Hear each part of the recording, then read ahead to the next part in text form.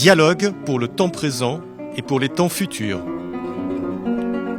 Une émission de Marc Wielinski, tous les dimanches de 13h à 14h sur RCJ. Où va notre monde? Comment mieux le comprendre? Que puis-je faire pour l'améliorer? Que m'est-il permis d'espérer? Bonjour Christophe Bourseiller. Bonjour Marc, comment allez-vous? Très bien, alors le ton est donné, ce monde me rend fou dans ces quelques lignes du début de votre livre. Alors Christophe Bourseiller, vous êtes déjà venu à ce micro. Bien sûr, avec plaisir. Et vous êtes donc chroniqueur à France Inter, on va revenir. Entre autres, oui. Et historien.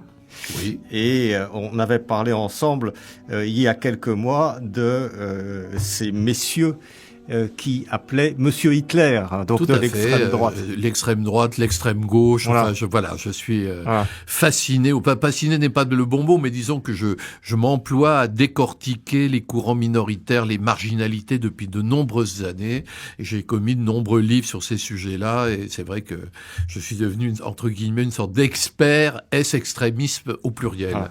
Mais c'est pas de ça qu'on va parler aujourd'hui. Bah, j'espère. On va parler du monde tel qu'il est, du monde tel qu'il va, du monde tel qu'il vous ami, il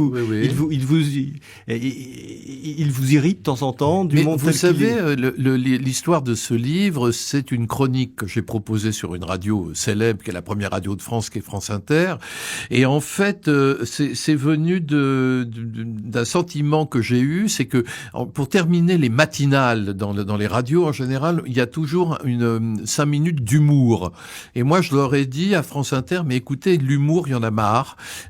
On était en plein milieu de l'épidémie de Covid, on était en septembre 2020, et je leur ai dit, moi je vais pas vous faire une chronique d'humour, je suis pas un humoriste, je vais vous faire une chronique d'humeur. C'est-à-dire que je me suis dit, il faut que je me transforme en moraliste.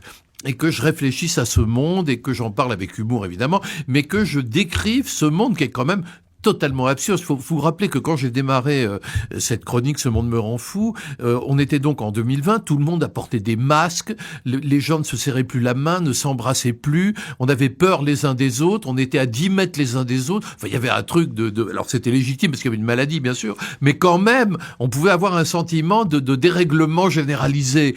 Il y avait quelque chose qui n'allait plus sur cette planète, et donc c'est vrai que Ce monde me rend fou, pour moi c'est devenu une évidence absolue. Et à partir de là, je me suis dit, il faut quand même dépeindre les travers de ce monde. Alors ce monde n'a pas que des défauts, il a aussi des qualités, il y a des progrès technologiques extraordinaires. Oui, mais quand même, on est dans une société. D'abord, il y a une crise de la démocratie qui est évidente. Ah bon, on va revenir sur tout ça, mais simplement je rappelle que c'est un livre donc qui vient de paraître aux éditions Rivage, qui est Ce monde me rend fou, et qui est une qui est une reprise, une réécriture d'un certain nombre de vos chroniques. Les meilleures chroniques jusqu'à présent. Enfin, de France Inter, donc on peut vous entendre quand même le matin, le samedi matin. Et le dimanche. Et le dimanche matin. Voilà, c'est ça. À 9h, à 8h55. À 8h55. Ah oui, ça dure 5 minutes. Voilà, c'est une chronique de 5 minutes par laquelle je clôt la matinale de France Inter. Voilà. Donc, chronique qui est née dans des conditions particulières du Covid, mais qui a survécu évidemment au Covid et qui s'est développée et qui a connu un succès, donc touché. Alors à ma grande surprise, moi je pensais que j'allais dire des trucs qui allaient vexer tout le monde. J'étais à l'envers en gros de ce que j'imaginais des auditeurs de France Inter, et pas du tout. En réalité, j'ai vu qu'il y avait énormément de gens qui étaient dans le même état d'esprit que moi, qui n'en pouvaient plus des délires en tout genre, et qui avaient envie qu'on leur rappelle que c'est pas une espèce de bon sens. Enfin, vous voyez. Alors c'est une chronique qui dure combien de temps? 5 minutes. 5 minutes, voilà. Ouais. 5 minutes, c'est quand même. On a le temps de dire des choses en 5 minutes. 5 minutes, c'est 5 pages. Voilà. Donc on a le temps. Mais alors, les chroniques, là, elles font pas toutes 5 pages. Il y en a qui sont un peu plus courtes, non? Alors, non. En fait, dans un livre, j'ai réduit parce que 5 pages incluaient la musique, incluait les dialogues aussi, avec moi et les animateurs. Ouais. Et j'ai enlevé tout ce qui était dialogue. Et donc, je suis allé à l'essentiel. J'en ai fait une méditation personnelle sur des thèmes de l'époque, quoi. Alors c'est une chronique et j'ai lu ce livre et ces chroniques et l'aspect écrit leur donne un côté un peu particulier. C'est comme si on les redécouvrait. Certaines, je les connaissais, je les avais entendues, etc. Et effectivement, le fait de les écrire les compacte d'une certaine façon et en font une espèce de billet. Vous avez parlé des moralistes, un petit peu dans la tradition, en fin de compte, des moralistes ou des philosophes qui écrivaient. C'est ça. Voilà. C'est ce que j'ai essayé de faire et j'ai totalement réécrite parce que quand vous faites une chronique, c'est en français parlé. C'est-à-dire que vous rajoutez des petits mots, des petits machins, des trucs. Mais quand vous réécrivez, moi je suis reparti du verbatim. Là, il faut tout reprendre parce qu'il faut que ça soit joli. On rajoute des mots, on enlève les tournures par trop parlées pour mettre des tournures écrites à la place. J'ai fait tout un travail de réécriture pour que ça soit des billets de moralistes. Voilà. C'est exactement ça. Alors quels sont, avant de rentrer un peu dans les différents thèmes, parce que c'est très foisonnant, vous parlez de tout, on va en reparler. Mais et encore, je m'auto-censure un peu. Oui. Et quels sont vos modèles, d'une certaine façon? C'est les moralistes du XVIIe siècle? Oui, alors, alors plus les moralistes du XVIIe siècle, évidemment, mais aussi Voltaire, mais aussi Woody Allen, enfin, vous voyez ce que je veux dire, Andy Warhol, des trucs plus récents, mais... Groucho Marx, évidemment, qui est mon Dieu, vous voyez, des gens comme ça, oui, bien sûr, c'est-à-dire tous ceux qui, avec cet humour, vous parlent de l'époque présente, et là, vous comprenez qu'il y a quelque chose qui ne va pas, quoi, vous voyez. Quelque chose qui va pas. Alors, vous vous en prenez à l'époque actuelle avec un certain recul, le recul que donne l'expérience, disons les choses. À mon âge, c'est normal. Un certain âge. À mon âge. Mais quand même, vous n'êtes pas un nostalgique. Vous regardez le monde. Je dirais presque. Enfin, vous êtes un nostalgique gourmand du présent. Oui, c'est tout à fait ça. C'est-à-dire que je crains de ne pas être réac. C'est-à-dire que je ne regrette pas. Bon, ma jeunesse, c'est les années 1980, si vous voulez, et je crains de ne pas être nostalgique de cette époque. Quand j'étais enfant, dans les années 1970, je trouvais qu'il y avait beaucoup de violence. Les années 80, pour moi, c'était les années chic et toc, Bernard Tapie, les yuppies. Enfin, vraiment, c'était pas du tout intéressant. Les années 90, c'était pas inintéressant parce qu'il y avait une espèce de désordre généralisé. Les années 2000 étaient sinistres. Les attentats, c'était épouvantable. Les années 2010, encore pire. Et les années 2020 ne sont pas meilleures. Vous voyez, donc en fait, j'ai toujours trouvé que tout était nul. Et donc, comme j'ai trouvé toutes les époques nulles, il est normal que je trouve que l'époque présente est nulle. Mais je suis dans une optique réparatrice. Je dois dire que là, nous pouvons avancer le concept kabbalistique de tikkun. Je suis dans la réparation. Et c'est vrai que l'idée, c'est de montrer les travers de ce monde en disant, écoutez, on peut peut-être faire un effort pour rendre ce monde un peu plus vivable. Quand même, on n'est pas obligé de se noyer au fond de la piscine. Ouais. Donc l'ambition est là, quand même, parce que petite ambition à mon faible niveau. Réparer le monde. Non, mais vous savez, tout individu se doit de réparer le monde. Oui. Tout individu. Donc je fais comme tout le monde. Voilà, mais c'est à mon petit niveau de billetiste de fin de matinale. Vous voyez, j'écris pas un traité de philosophie. Ouais. Oui, mais justement, mais j'ai plus d'impact qu'un philosophe. Oui, parce que vous utilisez l'humour. Voilà. En permanence, et l'humour, c'est une façon. On se souvient que Louis Armstrong faisait de l'humour pour faire passer une musique qui était quand même très exigeante. C'est ça.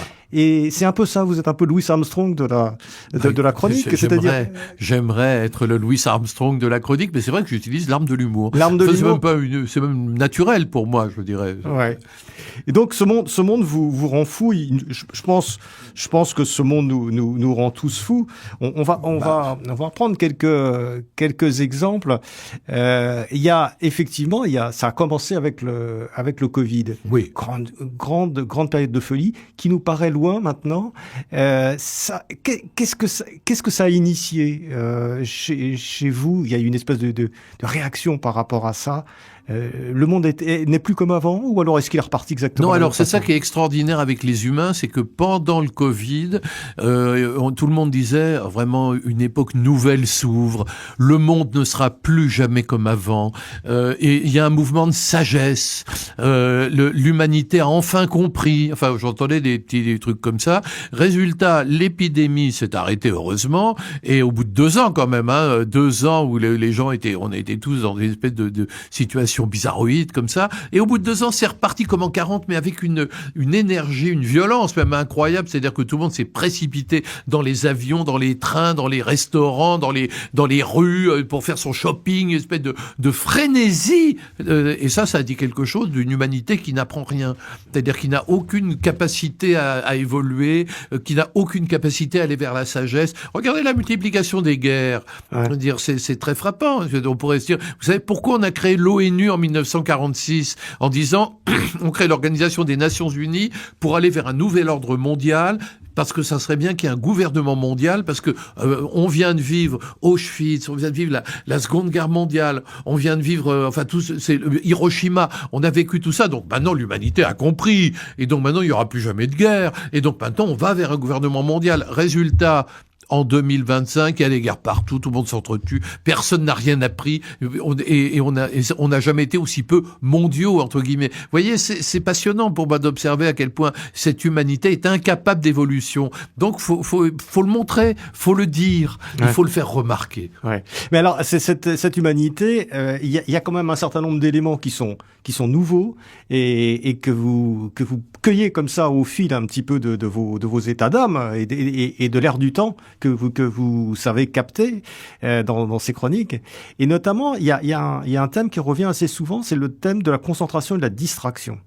Le temps, la concentration, la distraction. C'est-à-dire que vous voyez une humanité de plus en plus dispersée et de plus en plus incapable de se concentrer. Notre capacité de concentration, même depuis les années 2000, depuis les téléphones portables, en gros, a baissé. On n'est plus qu'à 4 secondes, je crois, de capacité de concentration. En fait, le poisson rouge, je crois, a une mémoire d'environ 2 mois. Hein. C'est pas ce qu'on dit, 1 minute. C'est quand même pas mal. Pauvre poisson rouge, pendant 2 mois, il se rend compte qu'il est dans un bocal, d'accord?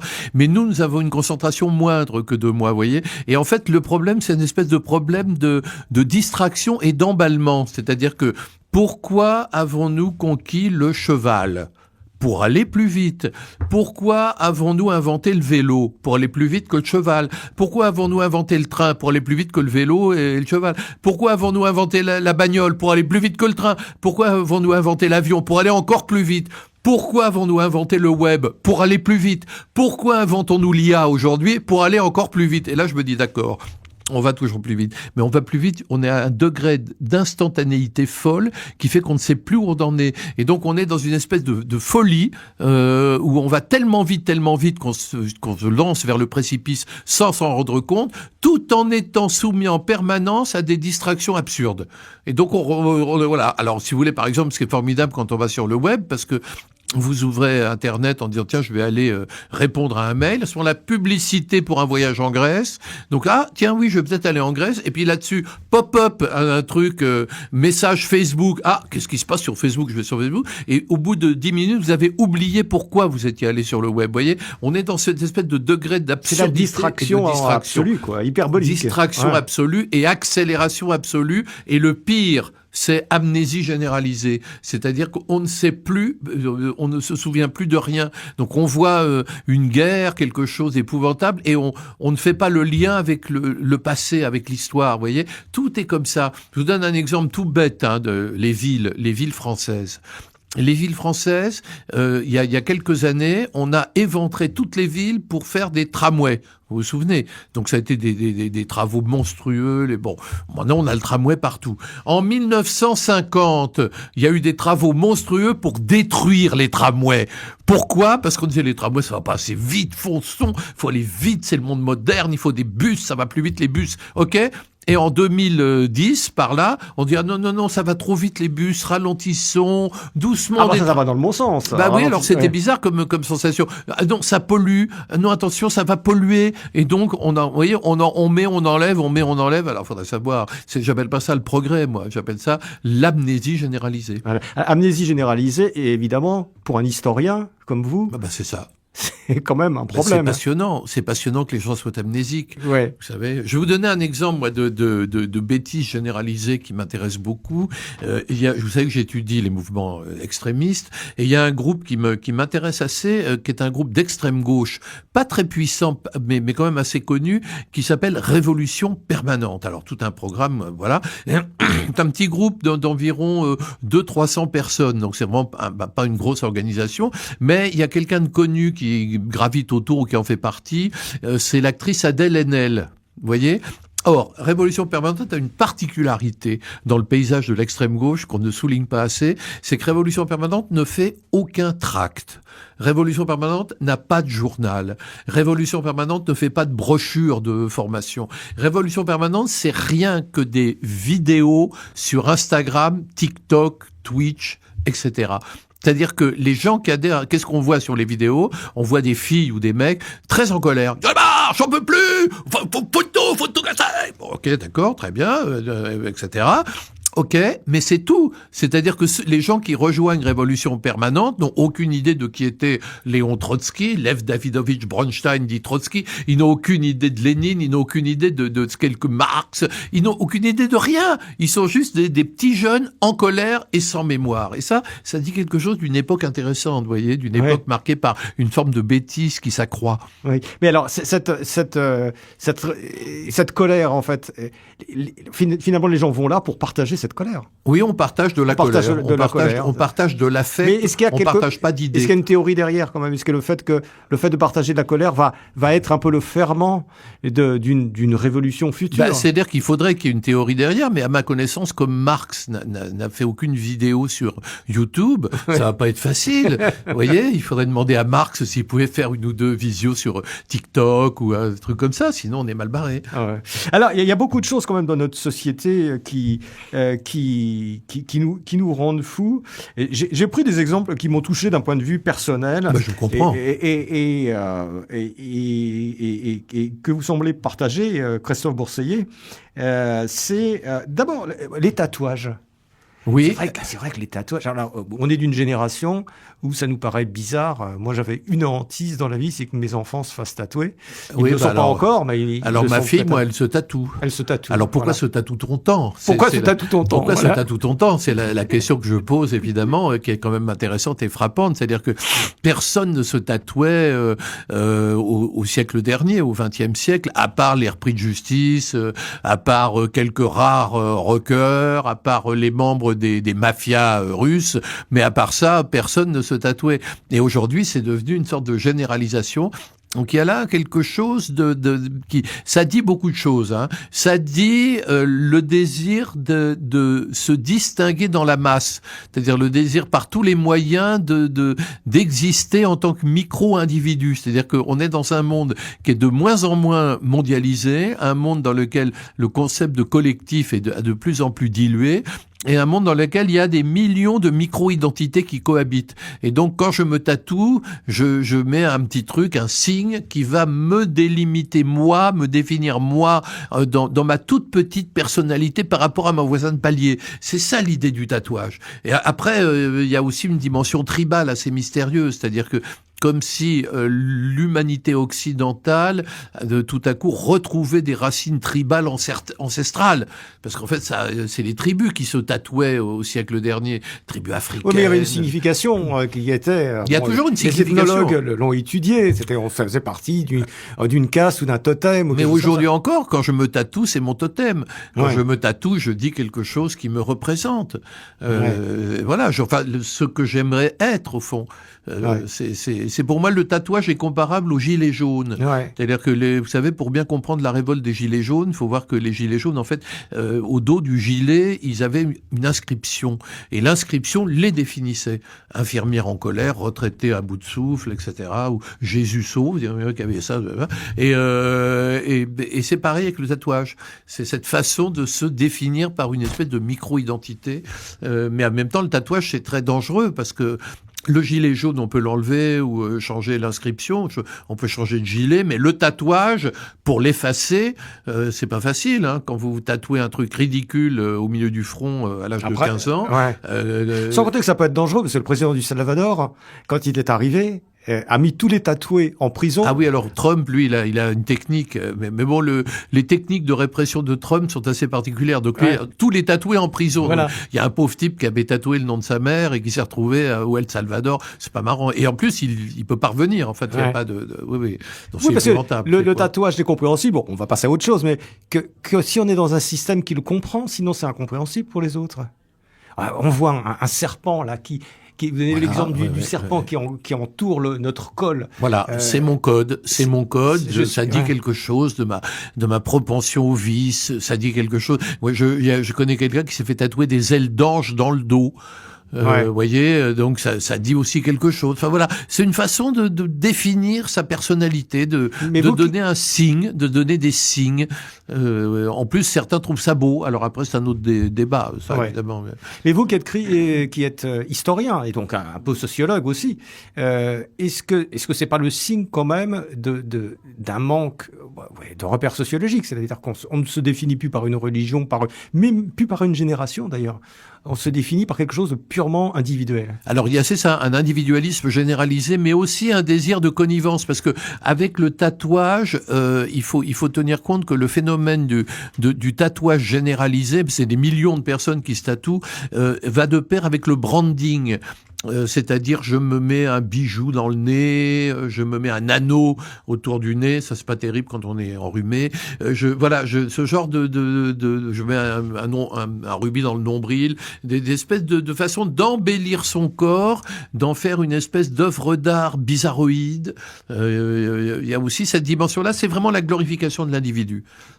Voilà. Mais j'aimerais vous poser la question, vous qui voyez les choses dans le temps long, est-ce que à votre avis, c'est une période, c'est un passage vers autre chose, ou est-ce qu'on va véritablement vers une société qui n'a plus de mémoire et plus de repères? Alors on va vers une société qui a de moins en moins de mémoire et qui a de moins en moins de repères. Après, la société, bien sûr, est plurielle parce que on est dans une société où tout va trop vite. C'est-à-dire que nous vivons des progrès technologiques, une évolution du monde à une rapidité extraordinaire. Vous savez, Marc, le Moyen-Âge a duré 1000 ans. 1000 ans, une période historique, 1000 ans, vous voyez. Aujourd'hui, en 10 ans, tout change. Aujourd'hui, tous les repères ont basculé, tout a changé. Je vous donne un exemple assez passionnant. Les rapports hommes-femmes. Il y a MeToo qui est arrivé, etc., aux alentours de 2010, hein. Mais ce qui est passionnant dans les rapports hommes-femmes, c'est que si vous regardez les séries Netflix, par exemple, vous vous apercevez que jusqu'en 2010 environ, dans les films, c'est l'homme qui embrasse la femme. Et à partir de 2010, c'est la femme qui embrasse l'homme. Vous voyez, parfois la femme embrasse une femme aussi. Ou la femme embrasse la femme. Enfin, c'est la femme fait le premier pas. C'est ça que je veux dire. Vous voyez, c'est intéressant parce que ça dit quelque chose d'une évolution de nos sociétés sur le temps long. On est dans un monde en pleine révolution permanente, justement. Mais c'est un monde où la révolution est trop rapide. Il y a trop de choses. Vous voyez, regardez ce que nous vivons aujourd'hui. Des progrès technologiques incompréhensibles qui sont aussi des progrès technologiques incontrôlables, avec notamment les progrès de l'IA aujourd'hui. Alors on essaie d'amadouer l'IA tant qu'on peut, en disant oui, finalement, ça me sert à demander des petits trucs, quel temps fera-t-il demain, etc. Ouais, tu parles. En réalité, on ne sait pas où on va, on ne sait pas où ça va. C'est fascinant, c'est génial, mais on voit bien qu'on commence à vivre comme dans Blade Runner ou comme dans ce genre de film, quoi. On voit bien que la science-fiction nous rattrape et donc les gens ont peur. Et en fait, c'est cette peur qui explique le progrès mondial du populisme, hein. Le fait qu'on se referme sur les frontières, qu'on va chercher des dirigeants un peu dictatoriaux, qui nous rassurent parce qu'ils sont dictatoriaux. Vous voyez, il y a là une accélération sans précédent dans l'histoire. C'est pour ça que je vous parlais tout à l'heure de l'accélération, parce que c'est la clé pour comprendre l'époque. C'est-à-dire une accélération sans précédent et des gens qui, ça va trop vite pour eux. C'est-à-dire des gens qui sont laissés sur le côté. Christophe Bourseiller, ça va trop vite pour tout le monde. Ce monde rend fou. Je renvoie au titre de votre livre. Ce monde ça rend fou tout le monde. C'est-à-dire que plus personne peut suivre. À une époque, il y avait des gens qui pouvaient suivre et puis d'autres qui restaient un peu sur le carreau. Maintenant, effectivement, ça va trop vite. Plus personne ne suit vraiment. Alors quand vous voulez être branché, vous essayez de vous accrocher comme vous pouvez au monde nouveau. Vous suivez le truc, mais c'est quand même Non, mais si on regarde le monde des applis, par exemple, vous en parlez à certains moments. Vous avez telle appli, vous êtes habitué, etc. Oui, et puis vous tombez sur un copain ou un jeune, souvent, qui vous dit, attends, ton truc, c'est ringard, ça date de l'année dernière. Et maintenant, il y a une appli qui fait 10 fois mieux, et c'est vrai. C'est ça. Et qui va faire 10 fois mieux, de façon plus rapide et qui est gratuite. Voilà. Vous savez, il y a une théorie du complot qui est très drôle en ce moment, qui circule. C'est la Dead Internet Theory. Alors, la Dead Internet Theory, c'est l'idée que, en réalité, le web, c'est fini. Alors, pourquoi? Parce que, quand je me branche sur les réseaux sociaux, que je reçois des mails ou que je discute avec des gens que je ne connais pas, je crois parler à des humains, mais je parle à des robots. Parce qu'en réalité, maintenant, c'est vrai que je crois que 60% du trafic mondial sur le web, c'est des robots. Et donc, en fait, il y a des gens qui m'écrivent, en me disant, cher Christophe, j'aime beaucoup ce que vous faites. Moi, je réponds et tout. En fait, ce sont des robots qui me sondent, qui collectent des données, qui collectent des datas. Vous voyez, c'est absolument angoissant. Et c'est ça le monde nouveau. Par exemple, je vous donne un exemple d'un monde nouveau complètement bizarre. Il y a toujours eu l'adultère, hein, voilà, évidemment. Mais autrefois, vous savez, il faut voir les pièces de la biche de Feydeau, c'était le mari, la femme et l'amant. C'était un peu le trio qui faisait rire tout le monde. Mais aujourd'hui, c'est le mari, la femme et l'appli. Vous voyez la différence? C'est-à-dire qu'aujourd'hui, je suis une femme, je veux tromper mon mari. Au lieu de prendre un amant, je prends une appli. Je prends une appli et je vais sur l'appli et là je peux voir tout ce que je veux, rencontrer 15 mecs qui seront ravis pour des petits moments comme ça à part, etc. Vous voyez, tout change. On est dans un monde qui est vraiment intéressant. Et alors qui me choisit mes amants? L'IA, c'est toujours on choisit pour moi. Quand je vais sur les réseaux sociaux, je ne choisis pas ce que je vois. C'est une intelligence entre guillemets artificielle qui décide de mes amis sur les réseaux sociaux, qui décide de ce que je vais voir comme image, et c'est assez fascinant. Alors dans mon cas personnel, c'est surréaliste parce que figurez-vous Marc que comme je suis un spécialiste des mouvements extrémistes, je me connecte beaucoup sur des sites monstrueux, vous voyez. Et donc, quand je vais sur les réseaux sociaux, je n'ai plus que des bagarres atroces, des règlements de compte, des néo-nazis qui défilent en chantant. J'en peux plus, vous voyez. J'aimerais tellement voir des trucs plus cool, mais je peux pas. C'est l'IA qui a décidé, vous voyez. Elle a décidé, bah oui, parce qu'elle s'est dit Christophe Bourseiller, il aime ça. Oui, il aime donc ça. On va lui ordonner jusqu'à ce qu'il en crève. Alors merci, c'est pas très sympa. Alors, on va reparler un petit peu de la façon dont on peut dont on peut essayer quand même de ralentir le monde ou en fait, comment vivre dans ce monde qui rend fou. Peut-être autre chose qui m'a beaucoup plu, vous parlez dans une des chroniques de la société du crush. Alors ça, alors le crush, je connaissais pas ce contexte et c'est tout à fait passionnant, le crush. Alors, les jeunes doivent connaître ça, qui nous écoutent, s'il y en a, j'espère. Mais, alors, c'est quoi cette société du crush? Alors, le crush, c'est, j'ai un crush pour une fille, donc ça veut dire qu'en gros, je la trouve très belle, j'ai un coup de cœur, en quelque sorte, pour une fille, d'accord? J'ai un crush pour une pizza, donc j'ai très envie de cette pizza. J'ai un crush pour un film que je viens de voir, donc je trouve que ce film est très très sympa. Alors le problème, c'est que si j'ai un crush, par exemple, pour une fille, la différence, on pourrait dire, mais c'est comme si vous disiez, j'ai envie de flirter avec elle. Oui, mais, c'est là où c'est passionnant, dans le cas du crush, je ne lui dis pas. C'est-à-dire que j'ai un crush pour une fille, elle ne le saura jamais. Mon crush, c'est Janine, mais Janine ne le saura jamais. Pourquoi? Parce qu'on est dans une société où on ne se touche pas. On est dans une société où on en parle, mais on ne le fait pas. Et donc, en fait, la différence entre le crush et le flirt, c'est qu'à l'époque du flirt, on danse le slow, et puis on s'embrasse, et puis on se caresse, etc. Puis on va plus loin, c'est affinité, bien sûr. C'est quand on grandit, on pourrait dire. Mais dans le cas du crush, on se contente de fantasmer. Le crush, c'est le règne de l'image absolue. Donc mon crush, ça peut être... Oui, mais c'est une protection. Parce qu'avec le crush, si vous dites jamais à une personne que voilà, vous avez une attirance par rapport à elle, vous restez avec votre crush, c'est confortable. Oui, c'est et vous êtes sûr de ne pas avoir de déception. Il ne se passera rien. C'est sûr. De se prendre un râteau. Tout à fait. Et donc nous vivons dans la société du crush aujourd'hui. Tous les jeunes ont des crushs, plein de crushs. Alors le tout, c'est de ne pas être une cruche quand on a trop de crush, évidemment, c'est le problème. Oui, mais ce crush, c'est quand même assez subtil parce que c'est une façon si on voulait être pompeux, c'est une façon d'être au monde, d'une certaine façon, le croche. C'est-à-dire de participer au monde sans vraiment s'y engager. Voilà. L'idée, surtout, c'est de ne pas se toucher, je crois. Ouais. C'est surtout ça qui compte. C'est-à-dire, ce qui est vrai, comme je vous dis, pour un garçon, par exemple, pour séduire une fille, c'est très délicat. Parce qu'il faut pas qu'il la harcèle, il faut pas qu'il la stalk, comme on dit. Il faut qu'il reste élégant et un gentleman. Donc, évidemment, c'est délicat. Donc, le croche, c'est pratique. J'ai un croche. Ouais. Voilà. J'ai un croche. Vous avez pour la lampe là au-dessus. Là. Voilà, il y a un croche, mais ça peut être comme vous l'avez dit, une croche pour un ça paysage. Ça fait penser à cette drogue qui s'appelle l'ecstasy. Et quand vous prenez de l'ecstasy, vous tombez amoureux de la lampe, du casque pour écouter à la radio. Vous voyez, tomber amoureux de tout ce qui bouge. Vous voyez, c'est pratique, ou d'un portable qui est posé devant vous. Ouais. Et vous n'avez jamais eu à France Inter de soucis avec des chroniques, c'est-à-dire des gens qui vous ont appelé, ou la direction qui vous appelle en disant attends Christ. Non, alors la direction, non, j'ai eu des problèmes. Non, la direction a été très cool avec moi. Enfin, disons que j'ai fait un jour une chronique qui m'a valu beaucoup d'attaques sur les vélos. Parce que j'ai fait remarquer qu'on vivait une époque nouvelle, donc, et que dans les villes, maintenant, il y avait une espèce nouvelle qui n'existait pas auparavant, qui étaient les chauffards à vélo. Ouais. Et donc, je me disais, est-ce que quelqu'un, un jour, a déjà rencontré un vélo qui s'arrête au feu rouge? Donc, je posé cette question-là et j'avais parlé de ça. Et là, j'ai eu une sorte de déluge d'attaques de la part de cyclistes qui disaient, oui, Bourseillet est payé, stipendié par les marques automobiles. Alors moi qui n'ai même pas de voiture, vous voyez, j'avais trouvé ça extraordinaire. Et en fait, j'aurais voulu leur dire, et je leur dis aujourd'hui à ces cyclistes, que non, je ne défends pas l'automobile, je défends les piétons.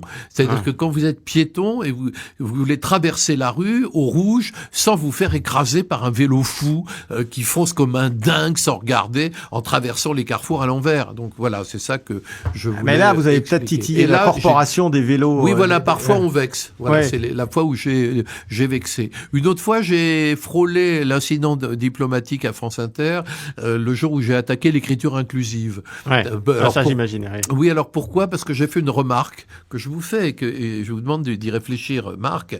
C'est le fait qu'on dit toujours que l'écriture inclusive féminise la langue. Mais regardez, c'est bizarre ce point médian, tout ça. En réalité, moi, ça me fait penser à autre chose, l'écriture inclusive. Et je pense que l'écriture inclusive robotise la langue. C'est-à-dire que, à force de dialoguer avec des robots en permanence, à force d'aller sur le web où nous sommes en permanence confrontés à une espèce de bêtise artificielle qui nous force à retaper des mots de passe sans fin, enfin, à faire des procédures qui ne sont pas naturelles à nos cerveaux, nous nous transformons en robots. Et l'écriture inclusive, c'est une écriture robotique, si vous regardez bien. C'est de dire je suis par exemple un acteur RIS, voyez, je suis, ou voire même je salue les auteuristes qui sont là, voyez, c'est avec ces points bizarres, c'est de la robotisation. En plus, l'écriture inclusive repose sur une méprise, c'est-à-dire que le neutre existe dans le français. Simplement, il est confondu avec le masculin. Oui. On a pris pour un masculin biologique alors qu'il l'est pas. Même à la limite, je trouve tout à fait naturel de féminiser la langue, c'est-à-dire qu'on parle d'autrice, tout ça, mais pourquoi pas. Enfin, quand ce sont des personnes. Oui, enfin, ça me gêne absolument pas, mais autrice, ça me va, mais auteurice, je trouve ça étrange, vous voyez. Je dis pas que ça me hérisse comme un vieux con, je trouve ça étrange et ça dit quelque chose de nous. Et ça dit quelque chose de la robotisation. Ouais. On va peut-être passer pour des vieux, voilà, des vieux mal cons. Enfin bon, c'est pas grave. Alors, autre point aussi, le cocooning. Alors, beaucoup de gens parlent du cocooning. Et c'est... Mais alors, le cocooning, c'est-à-dire le fait qu'on est de plus en plus chez soi, avec le télétravail, etc. Oui. Bon, c'est alors, le cocooning... Une constatation. Mais vous Christophe Bourseillet, vous en parlez d'une manière très amusante et très particulière. Oui, parce que en fait, si vous voulez, au début des années 2000, il y a eu une vogue extraordinaire grâce au développement notamment des vols low cost qui permettaient de se déplacer à bas prix. Il y a eu énormément de gens qui ont voyagé beaucoup. Mais aujourd'hui, vous avez d'un côté les populistes qui ferment les frontières et de l'autre les écologistes qui disent faut plus voyager en avion. Et donc, on est sommé de rester chez nous. Et donc, quand on reste chez soi, on s'enferme chez soi. Et donc, finalement, il y a eu naguère des générations de conquérants qui allaient faire le tour du monde, des globetrotters extraordinaires. Tandis que maintenant, c'est une génération qui est en chaussettes. Et donc, maintenant, on glorifie la chaussette, le canapé. C'est pour ça qu'on essaie de nous vendre le métaverse, parce que le métaverse, c'est une réalité virtuelle, vous savez, dans laquelle j'ai pas besoin d'aller en Australie, puisque j'ai qu'à mettre un casque et j'imagine qu'il y a un kangourou que je suis en Australie chez moi, sans même bouger de mon canapé. C'est génial, vous voyez. Après, je vais mourir d'une attaque cardiaque parce que je resterai immobile toute ma vie, mais c'est pas grave. Mais je serai en chaussettes à la maison. Et c'est ça le nouveau cocooning, c'est ça, c'est qu'on nous incite à ne plus voyager et à rester à la maison tout le temps en permanence, vous voyez. Et ça, c'est un cocooning assez particulier. Alors, c'est vrai qu'il y a eu cette période de nomadisme généralisé s'est arrêtée brutalement avec le Covid, mais aujourd'hui, elle reprend, le nomadisme reprend, mais il est entravé par ces injonctions qui sont d'une part, d'un côté, l'injonction populiste, de l'autre, l'injonction écologiste. Ouais. Mais comment est-ce qu'on, sur ce cocooning, est-ce qu'on va en sortir, ou est-ce qu'à un moment donné, parce qu'on a bien vu avec le Covid, à la fin du Covid, pour reboucler là-dessus, on est sorti sur les terrasses, on a été au concert, enfin globalement, les gens ils ont eu du marre de voir des concerts online. Enfin ça a disparu d'ailleurs depuis. Bien évidemment, parce que les gens ont eu trop plein, etc. Et donc, est-ce que c'est un moment, évidemment, vous n'êtes pas devin, mais comme vous êtes historien, l'avenir, c'est quelque chose on n'a jamais vu ça. De demander à un peuple entier, à l'humanité, à l'espèce humaine de rester chez elle. On n'avait jamais vu ça. Le Covid a été un truc invraisemblable. Et puis même encore aujourd'hui, les injonctions auxquelles nous sommes soumises, on y obéit ou on n'y obéit pas. Mais il y a là une demande de sédentarité qui est très intéressante à observer. Vous voyez, je dis jamais c'est horrible, je dis c'est intéressant à observer. Vous voyez ma posture. Ouais. Je suis pas dans une posture de dénonciateur, c'est trop horrible et tout. J'observe ce monde complètement cinglé. Ouais. Et j'avoue que j'aime être dans cette posture d'observateur. Moi, j'observe. Je trouve que plutôt que de dire c'est affreux, je dis regardez, c'est comme ça. Qu'en pensez-vous ? Vous voyez, qu'en pensez-vous ? Qu'en pensez-vous d'un monde dans lequel on vous conseille d'être en chaussettes sur un canapé ? Qu'est-ce que vous en pensez de cette injonction ? Qu'est-ce que vous pensez de ce monde-là ? Ce monde qui accélère à l'extrême sans même savoir pourquoi, de ce monde dans lequel on se touche plus, de ce monde dans lequel, quand on veut faire quelque chose, on se remet à un robot pour des choses les plus simples de la vie, comme trouver l'âme sœur, par exemple. Vous voyez, que pensez de ce monde ? Ouais. Alors justement, ce monde rend fou. Comment est-ce qu'on fait pour ne pas sombrer dans la folie ? C'est quoi alors évidemment, on peut observer, on peut prendre de la distance, mais est-ce qu'il y a des actions ? Est-ce qu'une action collective est encore possible ? Alors, il y a un livre fascinant qui vient de sortir, qui s'appelle Hypnocratie et qui est signé par un Chinois nommé Yan Wei-Xun, d'accord ? Alors, je précise que Yan Wei-Xun n'existe pas. Yan Wei-Xun, c'est un Italien qui a beaucoup d'humour, qui s'est allié avec une IA pour dénoncer, alors comme dans un pamphlet, si vous voulez, cette société dans laquelle justement l'IA domine tout. Et Yan Wei-Xun dit que nous sommes aujourd'hui hypnotisés par les écrans. Et c'est ce que je montre, moi. On est dans un état d'hypnose permanent. C'est pour ça que vous avez une nouvelle catégorie d'individus dans les rues aujourd'hui qui s'appelle des smombies. Moi, j'arrête pas de croiser des smombies, je les appelle comme ça, vous voyez. En fait, le smombie, c'est une contraction de zombie et smartphone. Alors le zombie, le smombie, c'est un zombie qui marche en titubant dans la rue sans vous voir, en regardant un smartphone et qui donc va vous bousculer forcément, sauf si vous vous écartez. Faut faire très attention, ils sont très dangereux les smombies parce que il y a aussi des smombies qui roulent en voiture. Donc vous voyez des smombies qui regardent leur smartphone tout en roulant. Vous voyez, ils peuvent rouler parfois très vite. Donc vous voyez, c'est très très dangereux ce phénomène du smombie. Et donc on est dans ce monde qui est marqué par cette espèce d'humanité qui se déshumanise en réalité. Ouais. Et moi, j'observe ça. Oui, vous observez ça, mais alors les zombies que vous assimilez, ces smobies que vous assimilez à des zombies. Les smombies. et Smoby que vous assimilez donc des zombies. Les zombies, c'était quand même des morts vivants. Ça fait peur. C'est des morts vivants. Et donc, j'en reviens à Hypnocratie. Et ce que dit Hypnocratie, c'est que nous sommes tous donc des zombies, en quelque sorte. Et donc, mais donc, en réalité, nous ne pouvons pas sortir de l'hypnose. Parce que nous sommes dans la matrice. Ouais. Donc, nous ne pouvons pas sortir de l'hypnose, mais nous pouvons maîtriser l'hypnose en devenant conscient du fait qu'on est hypnotisé. Ouais. Et ça, je trouve ça intéressant. Vous voyez, et j'ai fait une chronique récente qui n'est pas dans le livre, parce que je l'ai fait il y a très peu de temps, sur ce livre, et j'ai trouvé qu'il y avait une idée là qui était intéressante, c'est l'idée qu'on peut maîtriser sa propre hypnose, et donc moi j'essaie de maîtriser mon hypnose, c'est-à-dire que comme tout le monde je suis hypnotisé par les écrans, comme tout le monde j'ai un smartphone et je consulte régulièrement ce smartphone, mais j'essaie d'être conscient de mon hypnose, de mon état d'hypnose. Et Dieu dans tout ça? Bah, écoutez, Dieu nous a laissé tomber. Oui. Dieu nous a. Est-ce que c'est votre idée?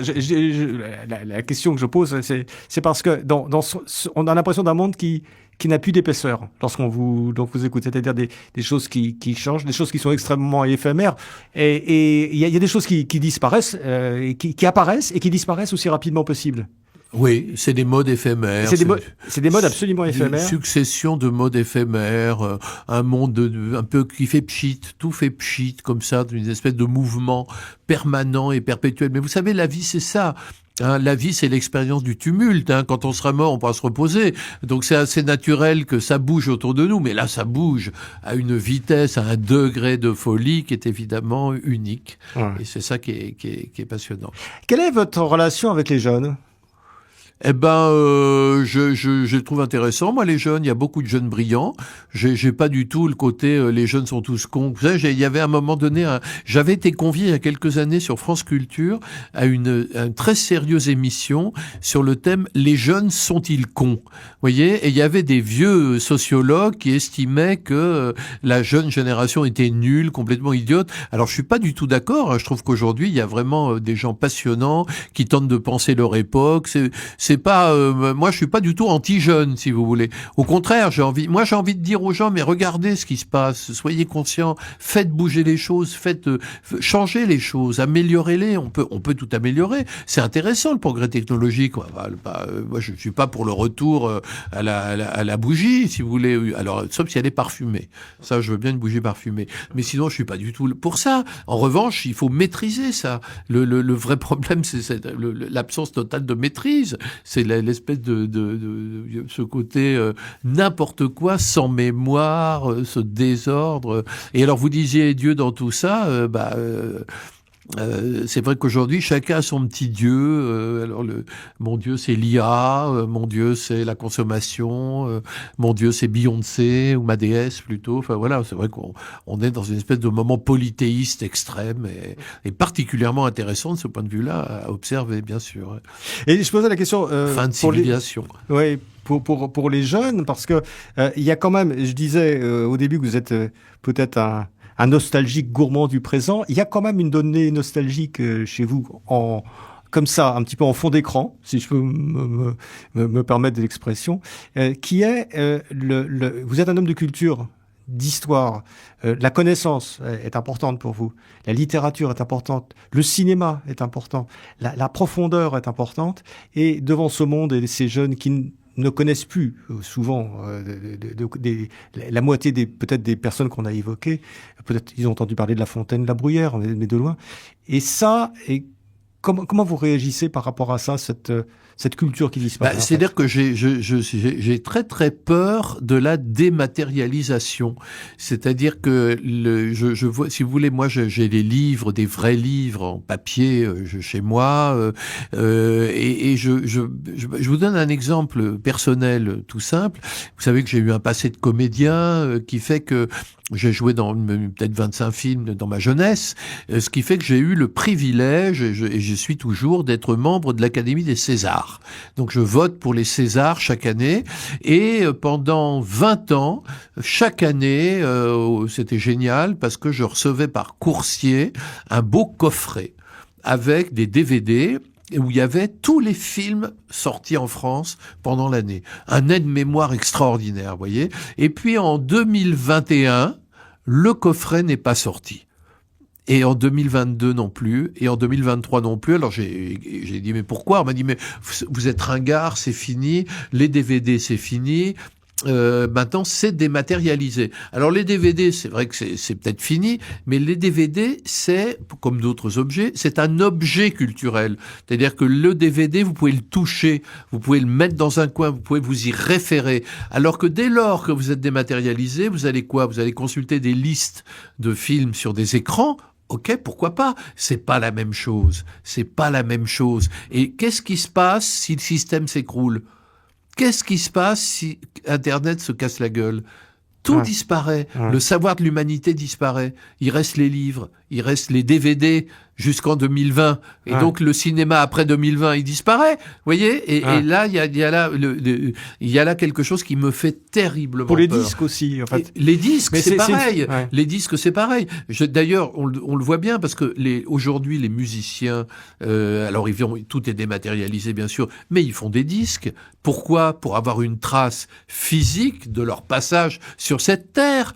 Parce que si vous n'avez qu'une trace immatérielle, vous disparaissez quand... Vous savez, il y a une chose qu'il faut savoir avec le web, c'est qu'il y a des millions et des millions de pages Internet qui disparaissent, des blogs qui disparaissent, des pages qui sont anéanties. Il n'y a pas de mémoire sur le web, contrairement à ce qu'on croit. C'est pour ça que l'intelligence artificielle, moi, ça me fait doucement rigoler, et je trouve ça intéressant qu'on en parle aujourd'hui, parce qu'en réalité, l'intelligence artificielle cherche ses références uniquement sur le web. Or, il y a plein de pages qui ont disparu.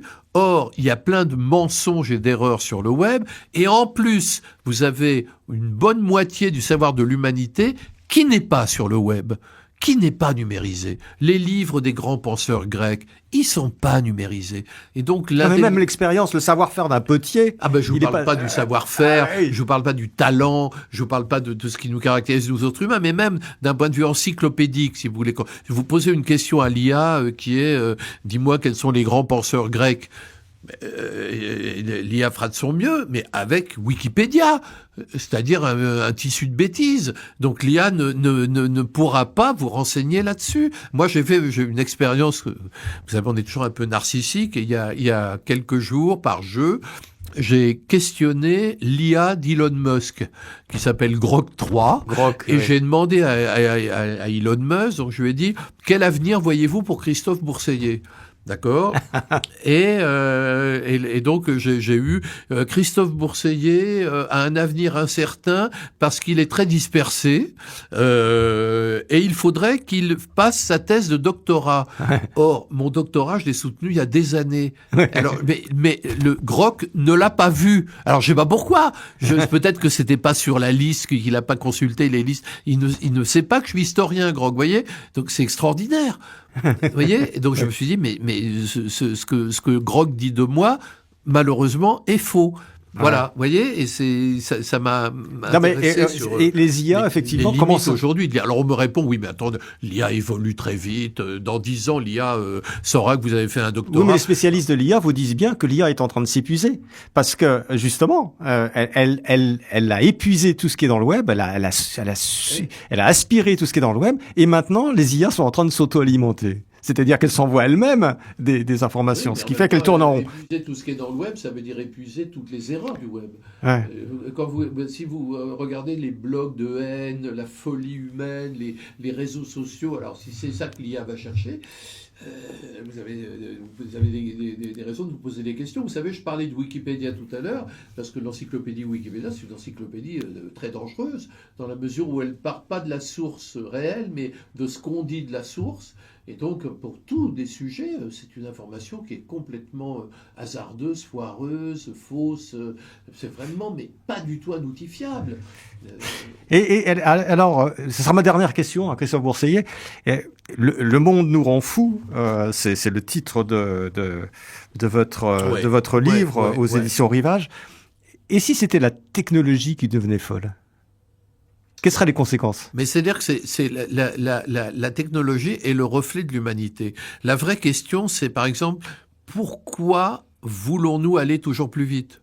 Pourquoi voulons-nous nous substituer à Dieu en créant une intelligence ? Pourquoi ?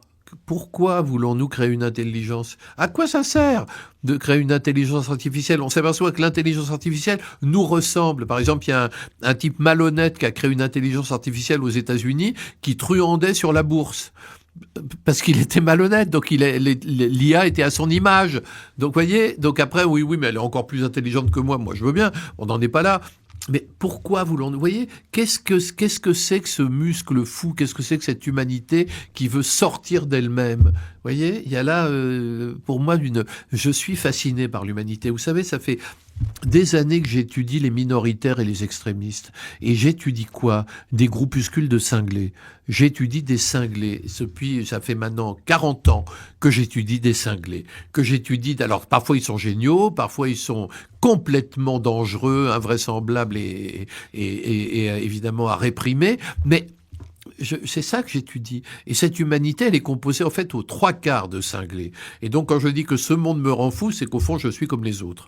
Moi aussi, je suis devenu fou. Christophe Bourseiller, en tout cas, merci d'être venu au micro de Pile Poule pour nous parler de ce livre. Donc voilà, Ce monde me rend fou. Alors, ce sont des chroniques d'une page et demie. Donc l'été approche, on peut les lire dans n'importe quel ordre. Ah oui, c'est vrai. C'est feuilletonnant, comme on dit. C'est feuilletonnant. Voilà. On va essayer. Et on peut les lire dans n'importe quel ordre, à n'importe quel moment, si on a 1 minute, si on a 1 heure. Donc c'est le livre à emporter en vacances, il me semble. Voilà. Oui, moi je vais l'emporter en tout cas. Oui, probablement. Ou en préparer un nouveau peut-être. Ou alors j'en ai un très sérieux à venir en septembre, parce que vous savez que je suis aussi ce côté historien des marginalités, ou des extrêmes, c'est que je prépare une grosse biographie des Le Pen à apparaître chez Perrin en septembre. Très bien, alors vous viendrez nous en parler. Avec plaisir. Merci Christophe Bourseiller. Merci à vous Marc. C'était Pile Poule, une émission de Marc Wielinski, que vous pouvez retrouver en podcast sur le site de Radio RCJ et sur les différentes plateformes, ainsi que sur YouTube. À dimanche prochain, 13h.